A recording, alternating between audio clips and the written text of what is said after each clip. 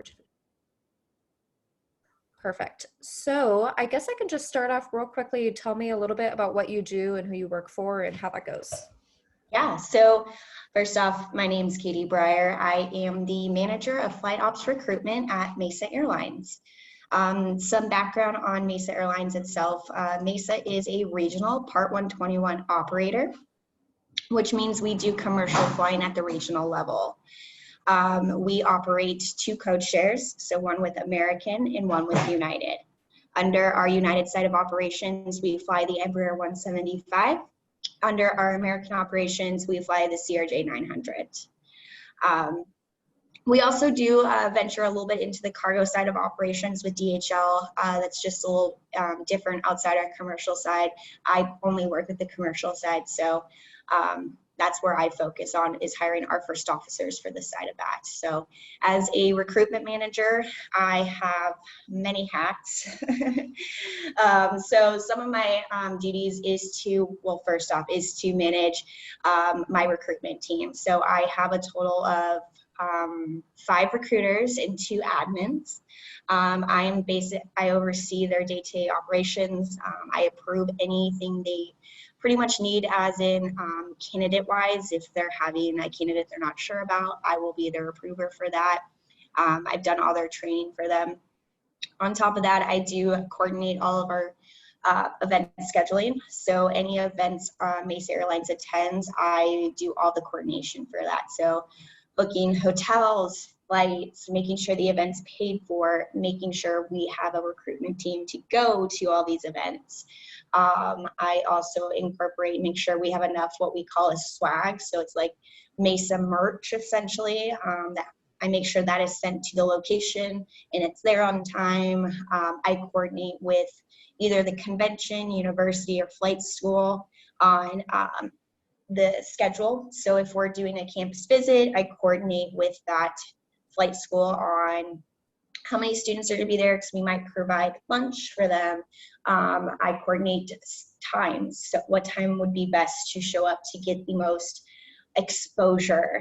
Is it could be like the morning, mid-afternoon, maybe nighttime. So I coordinate and ensure we schedule our presentations during the most prominent time to get the most exposure to students.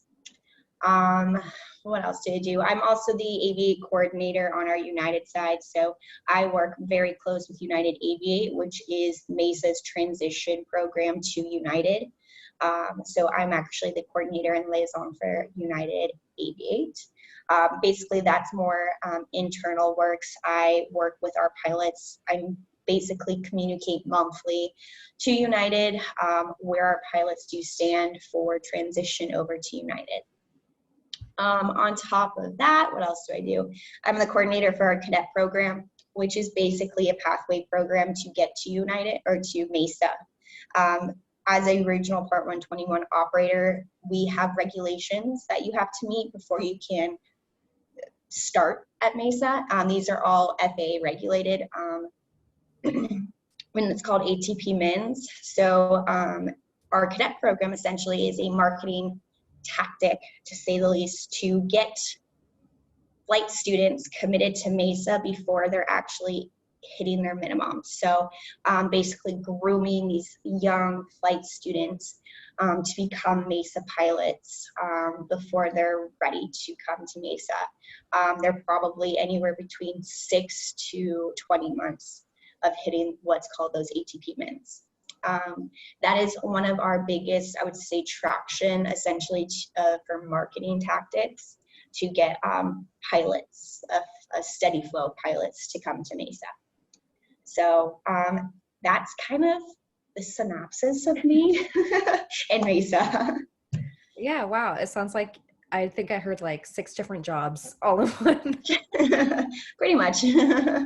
Well, I'll start asking some questions and then, oh, can't do that. So I'll start asking some questions, and if it doesn't apply, that's okay, because I know that you do a lot of different things. So I guess a little bit, tell me about like some of the events you do, or like how you plan for that. Yeah, so I would say there's 3 style of events that Mesa attends, and then we have two style of events that we would put on essentially. So events that we would attend are conventions essentially. So these would be more like how would I describe essentially? So like Women in Aviation is a convention we attend. Women in Aviation is actually a like group within aviation.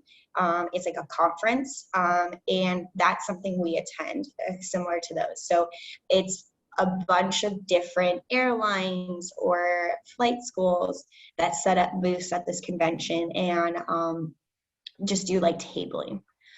We attend career fairs at multiple different universities, specifically universities that have big aviation programs, essentially. And then we also do attend flight schools. So flight schools are strictly just for like aviation students. They're going there, there's no degree attached to it. They're just going to obtain their ratings there. And that's kind of a lot of, I would say, like the smaller side of events that we do. We will go to each flight school, we'll bring swag and we'll provide lunch or breakfast for them, and we'll give a presentation on who is Mesa, why you should come to Mesa, and then answer any questions the flight students may have. Essentially, it kind of has two benefits to it. These flight students are probably brand new to aviation. They might just have a private or instrument, so they're not really sure what they want to do once they obtain all their ratings. So we can act like kind of like a guidance counselor in a sense, because they're asking us a question like, well, like, how would I get to the airlines if that's what I want to do? And we would basically give them multiple different avenues that they could take to get to become an airline pilot. And then we also try to sell them to come to our airline. So there's a little bit of a mix of, guidance and sales and marketing tied into that kind of visit. Some events that we do put on myself that we would actually set up internally are our cadet days. Those are our onboarding events. Those are basically 2-day events. What it looks like is they have a travel day. So for example, we just had one Tuesday and Wednesday of this week. So Tuesday was all of the potential cadets travel in day. We have them travel in the morning or mid afternoon. And once they're all have arrived in Phoenix, we do what we call is a cadet mixer at night. We provide dinner for them. We have kind of like, some mocktails and cocktails for them to enjoy, depending on their age. And then from there, we do bring in our COO, Jonathan Ornstein, to come in to speak to them for about 15 minutes. We do some more mingling, and then about an hour into it, we'll have one of our chief pilots break it up, talk a little bit more about Mesa, and then from there, we'll just keep the mingling happening until it ends around 9 o'clock. Okay, cool. And then it goes into the second day, which is their onboarding day, and that's a full day of event. We set up breakfast for them. We do a Mesa presentation. We explain to them how they would transition to first officer from cadet. We have a pilot panel, so we would assign a few of our line pilots to come to this event and basically give their testimony and answer any questions the cadets would have about a day in their life, things like that. And then we do coordinate tours of our training facility and headquarters, and then we send them home. All right. I don't know, have you done any virtual events so far? Personally, no. Yeah, no, I haven't done any events virtually. As in like marketing, I've only done like meetings, so yeah. Got it. Okay. And what do you love most about putting on these events or attending the events? That's so good. To attend events, when I attend events, I love seeing the different styles and ideas that come from different styles of events. It gives me a lot of ideas, and then things that I might want to change in the future for Mesa to do. Things I love about putting on events. I'm a very organized human being, so like seeing something from start to finish kind of like be very successful is very satisfying, just personally. It's also a great learning experience for me. Every event challenges me in some different way, and just learning from that and growing as a manager, or even personally as well. A lot of patience, communication skills, a lot of that. Coordination skills has been a huge thing. I would say I'm an expert at now. I would imagine that you have to be like extremely detail oriented. Like you can't miss like even like the smallest of details in these type of situations. Absolutely, very detailed. I would definitely say a lot of contract reading for sure. Obviously, at being a corporate airline, we have to deal with contracts, and reading the fine print I was never a big fine print reader until recently with these contracts. Just making sure my company is protected with these contracts, and we're not getting into a situation we don't want to be in. So definitely reading the contracts, listening to what every sentence essentially means, what our commitment means. If we can't fulfill our commitment, what does that entitle to Mesa? Yeah, a lot of attention, and then creativity too, because you don't want to keep the same event the same and consistent, because then no one's going to be attracted to come back. So Okay. yeah. All right. Let's see. The next question is, why did you start this event? But you already went into that and like what you do. So do you feel like any of these events have been impacted by COVID, or did you start doing the events kind of after COVID or during? Yeah, so I will say a lot of the events have been impacted. I would say during the year of 2020 and 2021, there were zero events happening in the aviate industry in general. So we just started getting back to these events, I would say in the late, like September of 2021 is when events started to go back to being like in person and active. Mm. I do know like a lot of career fairs were virtual, but Mesa just never attended those. It just wasn't in our financial budget at the time, because we did have to cut down during that time as well. It just didn't seem beneficial because no one would ever show up. So we cut it all out for almost a year and a half. So it was fully shut down, especially in aviation industry with the whole restriction of flying. We had to do, luckily Mesa didn't furlough, but a lot of other airlines furloughed. And there was actually like 3 airlines that went under during COVID. So there was a drop in the whole industry itself. So Got it. Yeah, that's interesting that you said that like the other airlines might have done the virtual career fair, but Mesa didn't. But I think you can obviously tell that the airlines are one of the hardest hitting, industries impacted by COVID. So that's completely yeah. understandable. So it's kind of interesting how you said that. I guess so. I think we already said this a little bit. So you weren't really able to hold any events until September of 2021. So that was the next question. Let's see. So I guess it says, do you have plans to bring back the events? But it sounds like you're already doing that this year, Oh and yeah. for events this next year too. Oh yeah, we're coming back strong. So Cadet Day this week on Wednesday was our first cadet day back. So the reason that was a little delayed was a lot of planning. Once our cadet program got approved to be relaunched, essentially that did take about 2 to 3 months just to build a database of pilots to interview. Then you had to interview them, and once they're interviewed, you had to plan the event. So in general, that took about 2 to 3 months just to launch and relaunch. So now it'll be a consistent every 3 weeks from now on. Okay, cool. Yeah. And would you say that the next question is, how is business overall for you right now? But I guess I can rearrange that to be like, do you feel like more people are attending these events now, like progressively? So I guess I can kind of answer that question. In aviation, there is a pilot shortage. Based off the projected numbers as of right now from all the flight schools and people currently signed up, there's still not enough pilots to fill the future crew lines that are projected for every airline out there.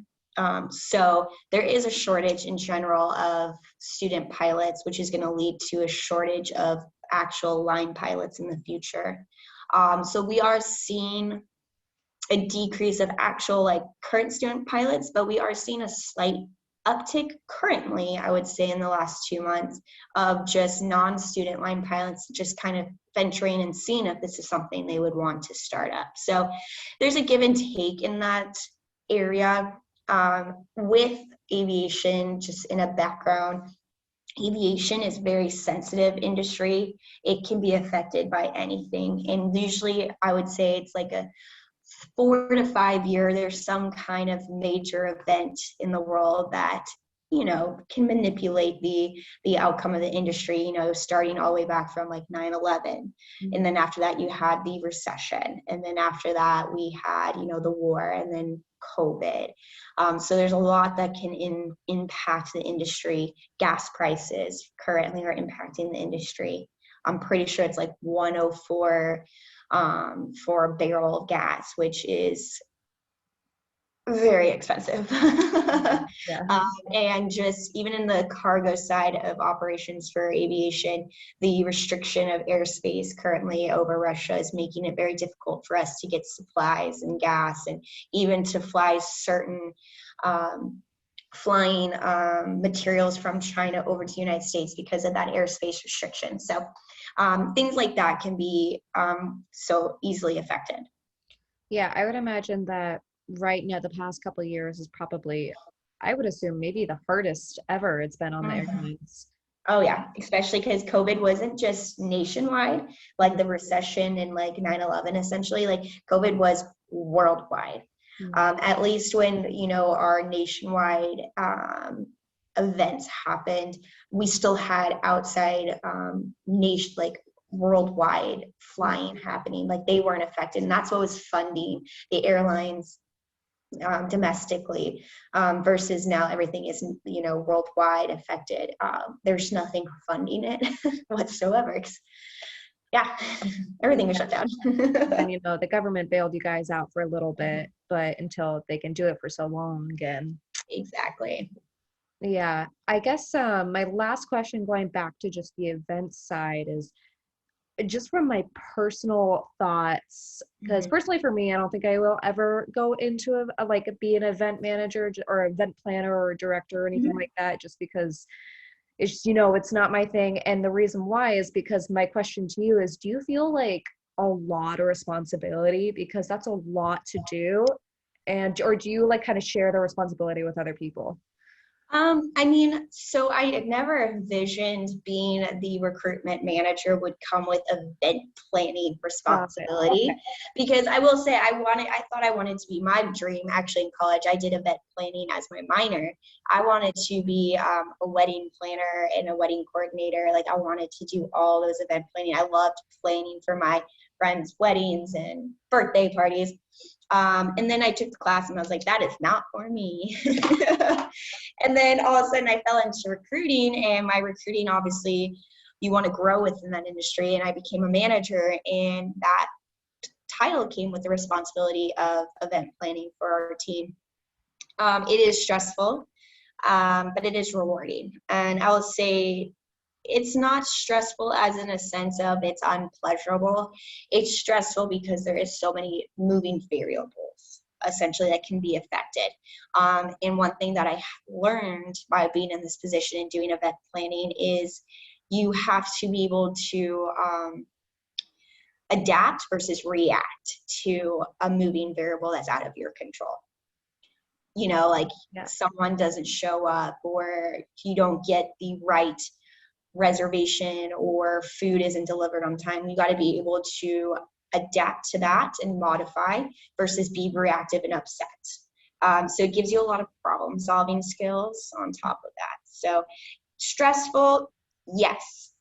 And then I will also say it's how you deal with the stress personally. So being able to adapt to it and acknowledge and adapt to it is what I would say.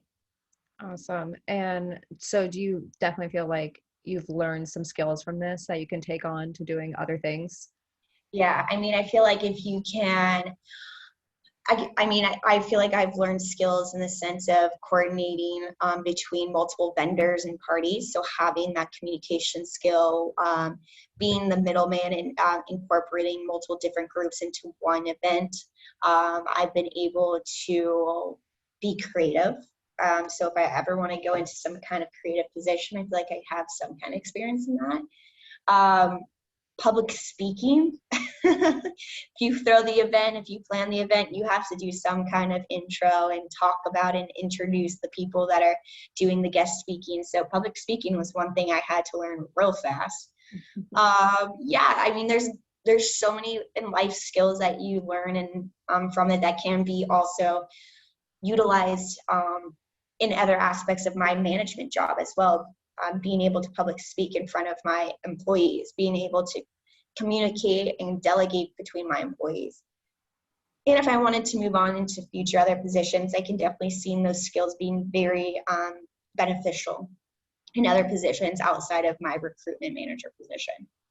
Okay, well, cool. All right. Well, I think that wraps it up. I am just gonna stop recording here real quick.